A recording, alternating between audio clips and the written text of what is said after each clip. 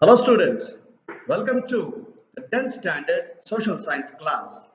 Today we are going to learn economics, money and credit. So before that, I want you to get ready with a pen and a book to jot down the important points while I am teaching you this fantabulous lesson. To purchase anything nowadays, you need money. So money acts as a medium of exchange for purchase of goods or services. So what is credit over here? Credit is an arrangement between a buyer and a seller where one says that you can purchase the product or service today and you can pay the amount later. So that's what money and credit means.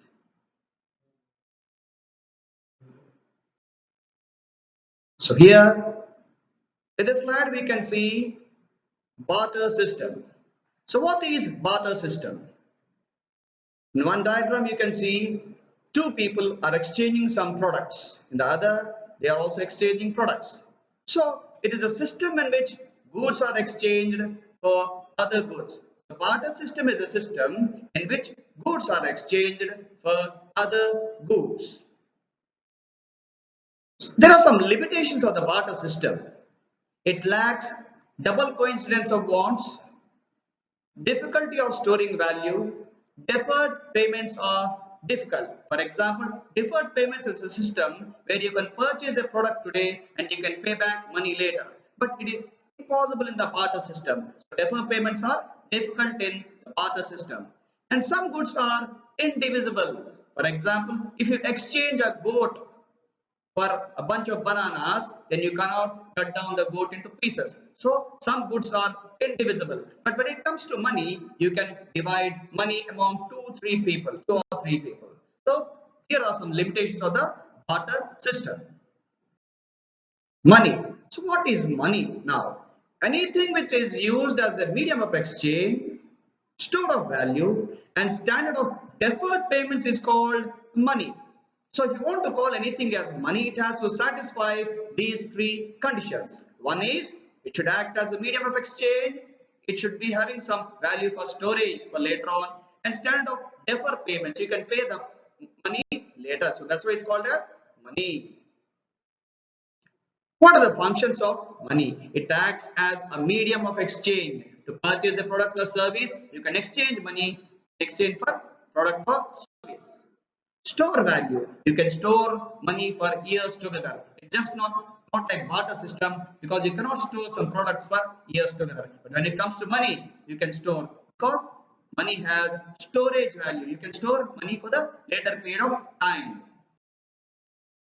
There are different forms of money. People used cattle, cowrie shells, coins, salt, many things as a medium of exchange. It was called money during the ancient time.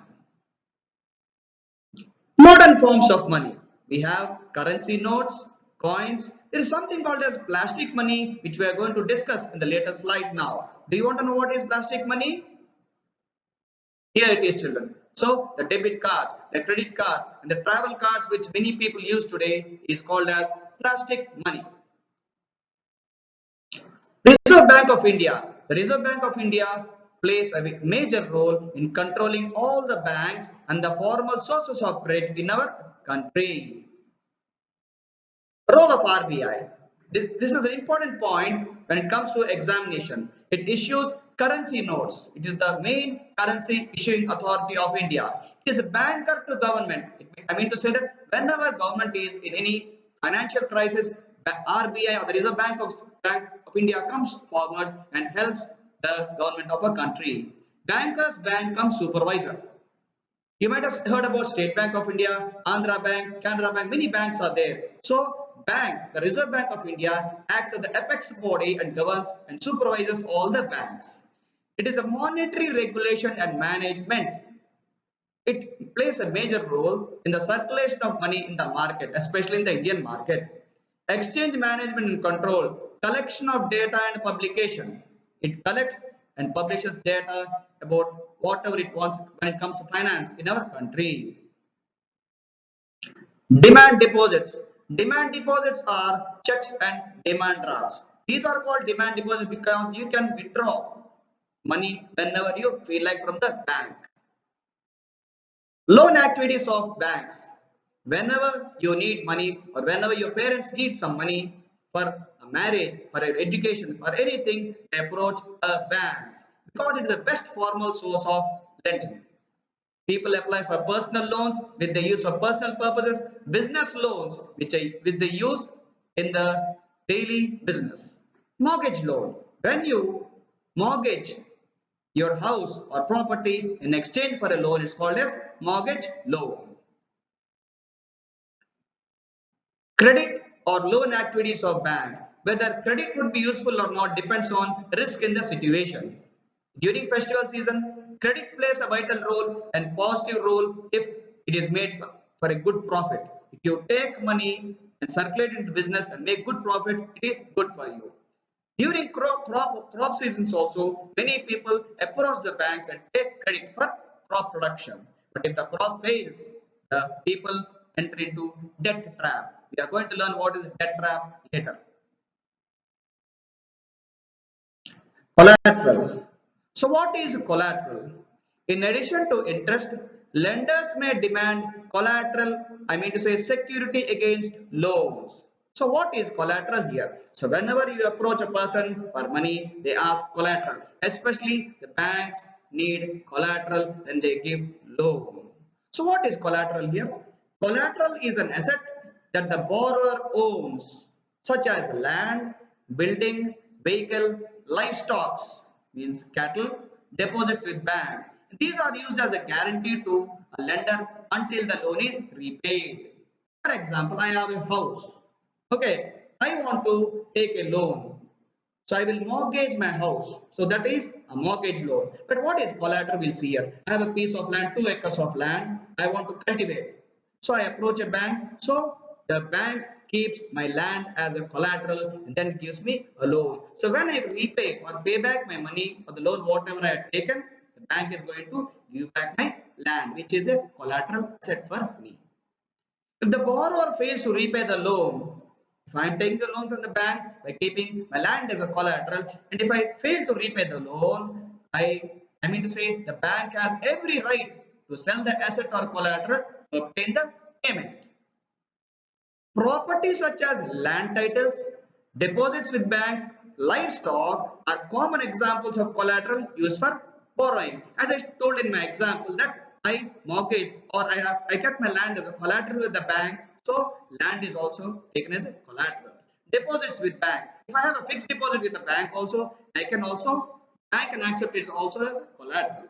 Livestock. If I have cows or buffaloes, even those are accepted as collateral with the banks.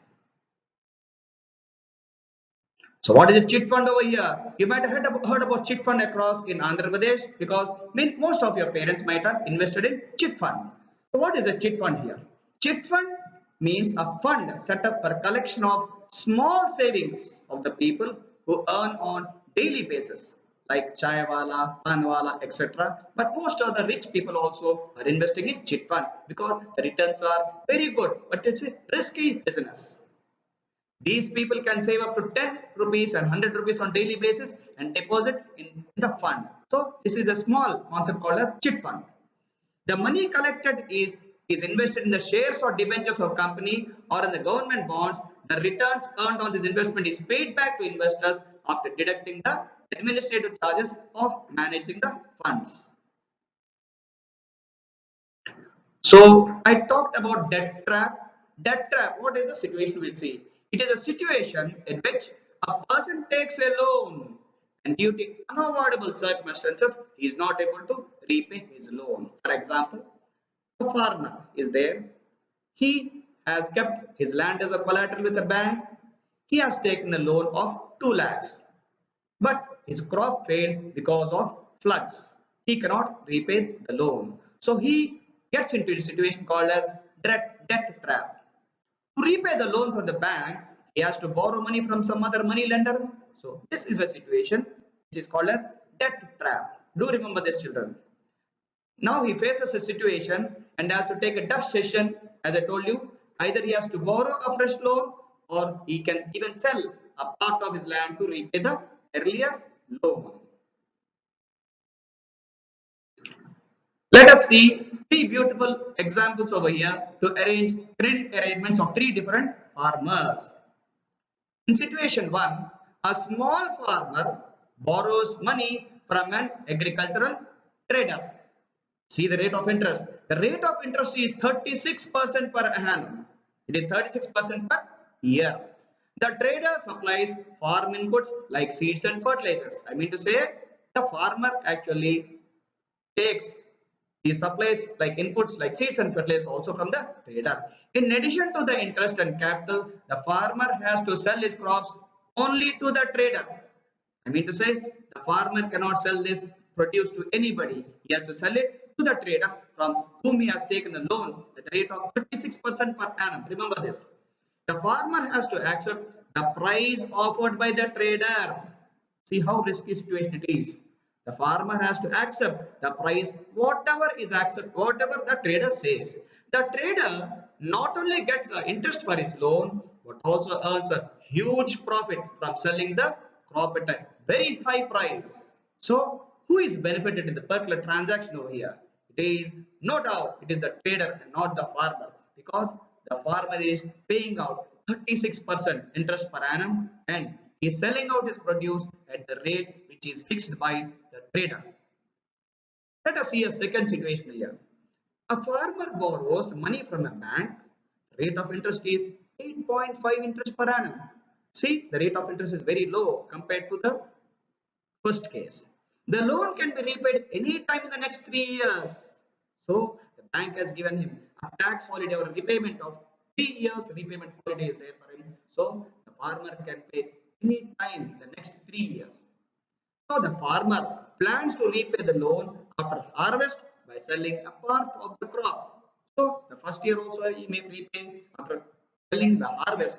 Whatever he has grown, he will cut it down, he will sell it in the market. Whatever money he earns, he may repay half or 10% or 20% of the loan in the first year. So, he can repay the loan in installments. The farmer will store the rest of the potatoes or whatever it is in the cold storage and sell it when the price is high. The farmer can apply for a fresh loan from the bank against the cold storage receipt. See, in this second case, the farmer is benefited in many ways. He can sell the produce whenever he likes. He can apply for a fresh loan based upon his stock. And the rate of interest is also very low compared to the first case. Let us see a third situation here. An agricultural laborer borrows money from her employer to meet the expenses for some sudden expenses, or some marriage or something is there, but the rate of interest is 60% per annum. The laborer has to repay her loan by working for the employer. The employer does not treat the person properly, and employers are the only source of credit for landless agricultural laborers. So we have seen three examples over here where the worst situation is the third case, the best one is the second, and the first one comes in between. So these are the different credit arrangements, children. So you must be careful while applying for or borrowing money from one or the other person or an institution. So you can see a picture of Muhammad Yunus. He is the first Nobel Prize winner from Bangladesh. He is the founder of Grameen Rural Bank in 1976. He started microfinancing by giving out a loan of $27 to 42 women in a village in Bangladesh. See, this person, Muhammad Yunus, started a microfinancing company by giving a loan of only $27 to 42 women in a village in Bangladesh. More here. Grameen Bank of Bangladesh is one of the biggest success stories in reaching the poor to meet their credit needs at reasonable rates. It started in the year 1970 as a small project. Now it has more than 6 million borrowers in about 40,000 villages spread across Bangladesh. It is a household name actually. Grameen Bank of Bangladesh is a household name. Almost all of the borrowers are women. Remember this point, children? Almost all the borrowers are women and belong to poorest sections of the society. These borrowers have proved that not only are poor women reliable borrowers, but that they can start and run a variety of small income generating activities successfully. Professor Muhammad Yunus, as I told you, was the founder of the bank and recipient of 2006 Nobel Prize for Peace. So this is a successful story of Grameen Bank of Bangladesh. So you should remember when it was started, by whom, are the important points to be taken home. Plan your future wisely. We have to plan our future wisely. I mean to say, save money. Cash reserve. Cash reserve is a stock of money which you have or the country has. What are the terms of credit? Whenever you want a credit, there are some terms which have to be satisfied. First would be collateral security. You should give some or the other collateral like land. Okay. Documentation required. So some companies or banks ask you documents, maybe an Aadhaar card, okay, salary proof, PAN card, whatever documents are required to give you the loan, they may ask you. Term of the loan, for how many years you are taking. Mode of payment, is it monthly basis or quarterly basis or yearly basis, and the rate of interest.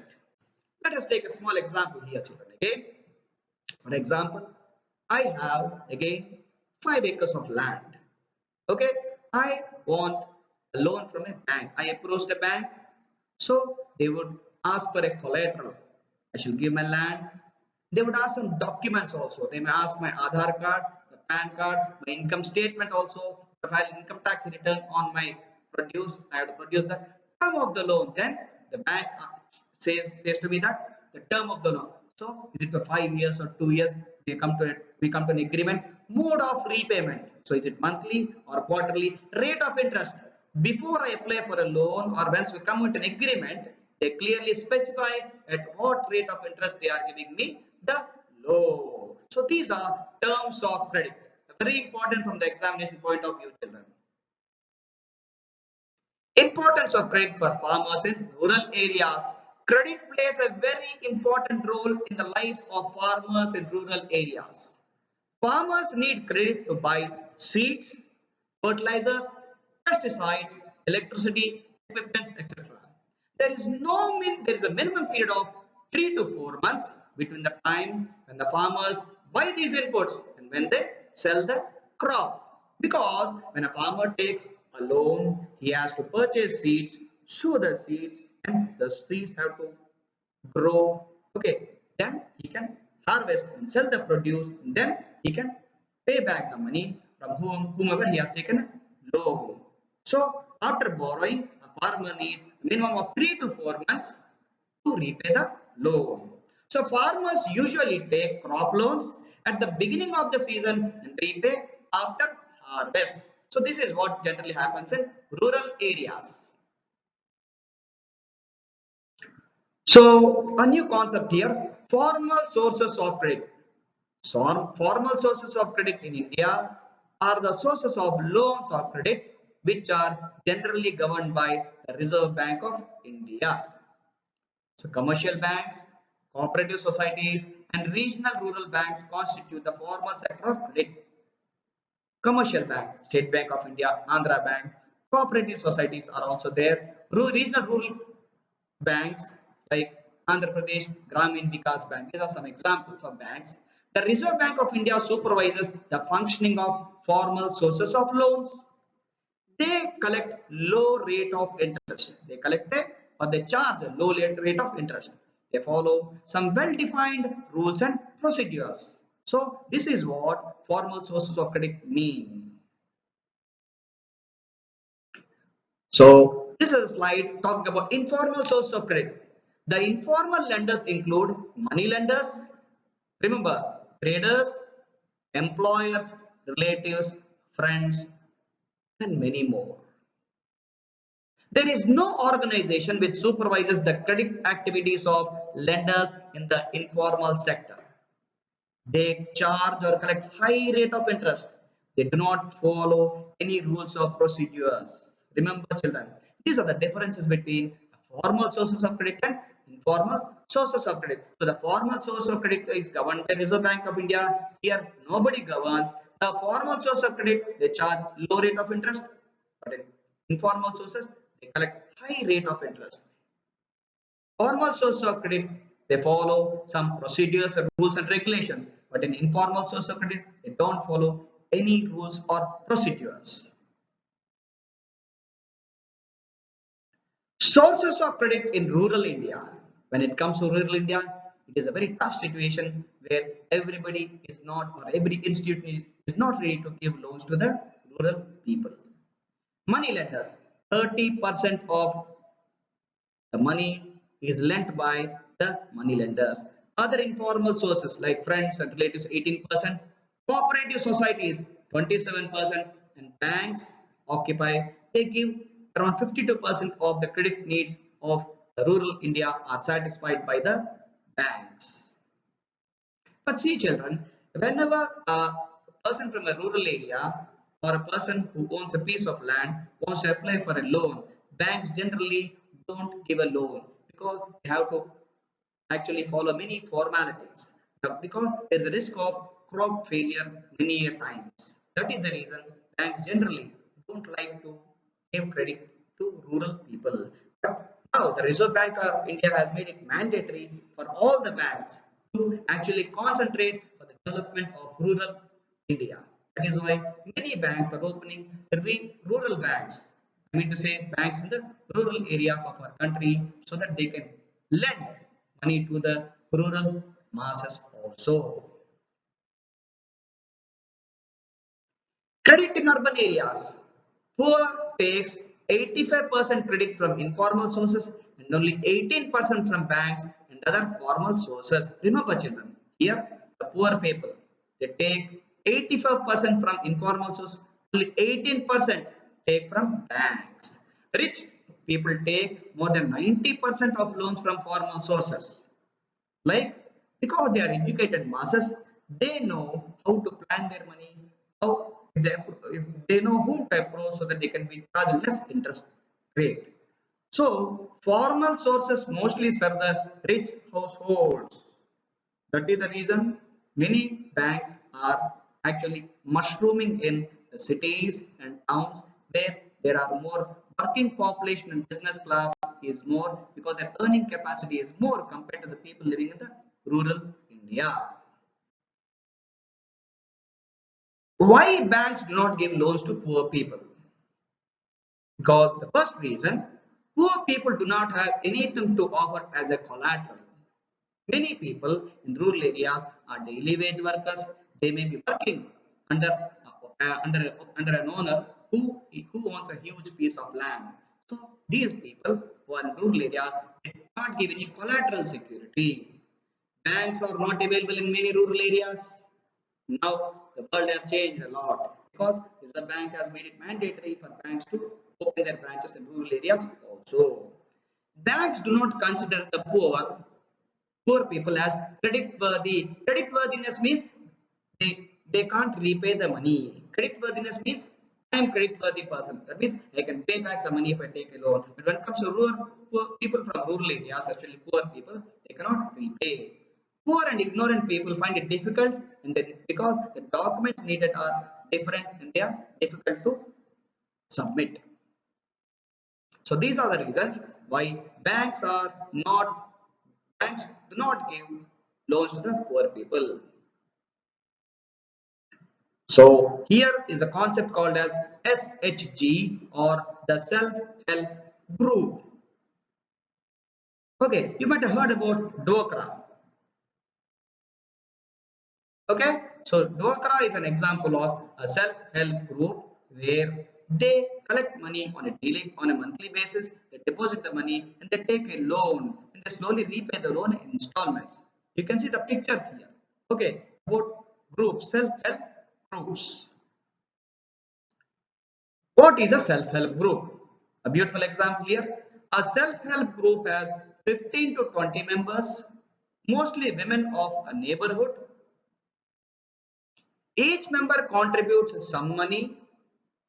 Members get small amounts as loans from the group.